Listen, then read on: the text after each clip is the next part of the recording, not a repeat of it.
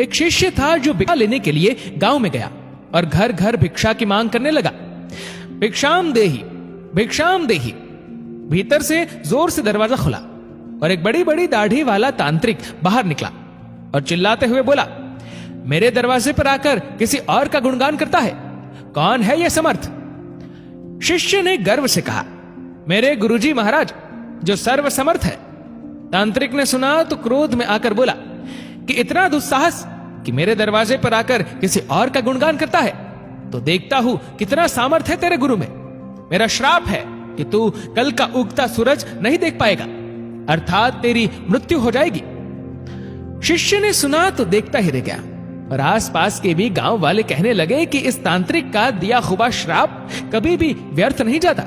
शिष्य उदास चेहरा लिए वापस आश्रम की ओर चल दिया और सोचते सोचते जा रहा था कि आज मेरा अंतिम दिन है, लगता है मेरा समय खत्म हो गया है।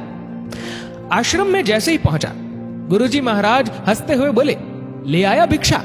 बेचारा शिष्य क्या बोले। गुरुदेव हंसते हुए फिर बोले कि भिक्षा ले आया? शिष्य ने कहा, जी गुरुदेव, भिक्षा में अपनी मौत ले आया, और सारी घटना सुना दी और एक कोने में चुपचाप बैठ गया। गुरुदेव बोले, अच्छा चल भोजन कर ले। शिष्य ने कहा, गुरुदेव आप भोजन करने की बात कर रहे हैं और यहां मेरे प्राण सूख रहे हैं। भोजन तो दूर, एक दाना भी मुंह में न जा पाएगा। गुरुदेव बोले, अभी तो पूरी रात बाकी है, अभी से चिंता क्यों कर रहा है? चल ठीक है, जैसी तुम्हारी इच्छा। और यह कहकर गुरुदेव भोजन करने चले गए। फिर सोने की बारी आई, तब गुरुदेव शिष्य को बुलाकर बोले, हमारे चरण दबा दे। शिष्य मायूस होकर बोला, जी गुरुदेव, जो कुछ क्षण बचा है जीवन के, उस क्षण में आपकी सेवा कर ही प्राण त्याग करूं, यही अच्छा होगा। और फिर गुरुदेव के चरण दबाने की सेवा शुरू की। गुरुदेव बोले, चाहे जो भी हो, चरण छोड़कर मत जाना कहीं। शिष्य ने कहा, जी गुरुदेव, कहीं नहीं जाऊंगा।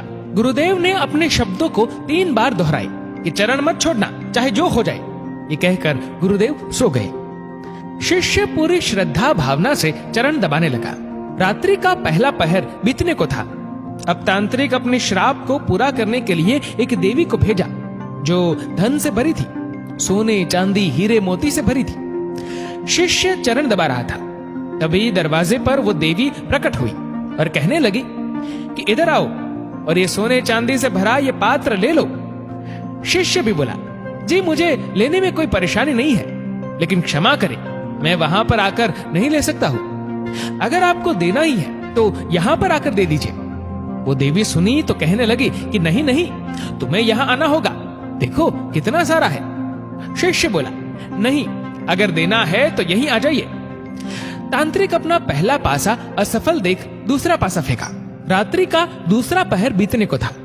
शिष्य गुरु महाराज जी के चरण दबाने की सेवा कर रहा था। तांत्रिक ने इस बार मारने के लिए उस शिष्य की मां का रूप बनाकर भेजा। शिष्य गुरु के चरण दबा रहा था, तभी दरवाजे पर आवाज आई, बेटा तुम कैसे हो? शिष्य ने अपनी मां को देखा तो सोचने लगा, अच्छा हुआ जो मां के दर्शन हो गए, मरते वक्त मां से भी मिल ले। वो औरत जो मां के रूप धारण की थी बोली, आओ बेटा गले से लगा लो, बहुत दिन हो गए तुमसे मिले।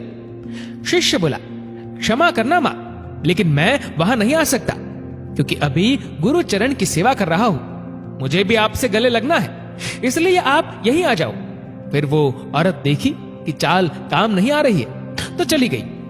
रात्रि का तीसरा पहर बीता और इस बार तांत्रिक ने यमदूत रूप वाला राक्षस भेजा। राक्षस पहुंचकर शिष्य से बोला कि चल तुझे लेने आया हूं, तेरी मृत्यु आ गई है, उठ और चल।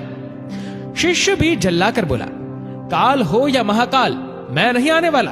अगर मेरी मृत्यु आई है तो यहीं आकर ले जाओ मुझे, लेकिन गुरु के चरण नहीं छोड़ूंगा, बस। फिर राक्षस भी चला गया। सुबह हुई, चिड़िया अपनी घोंसले से निकलकर चहचहाने लगी, सूरज भी उदय हो गया। गुरुदेव महाराज जी नींद से उठे और बोले कि सुबह हो गई।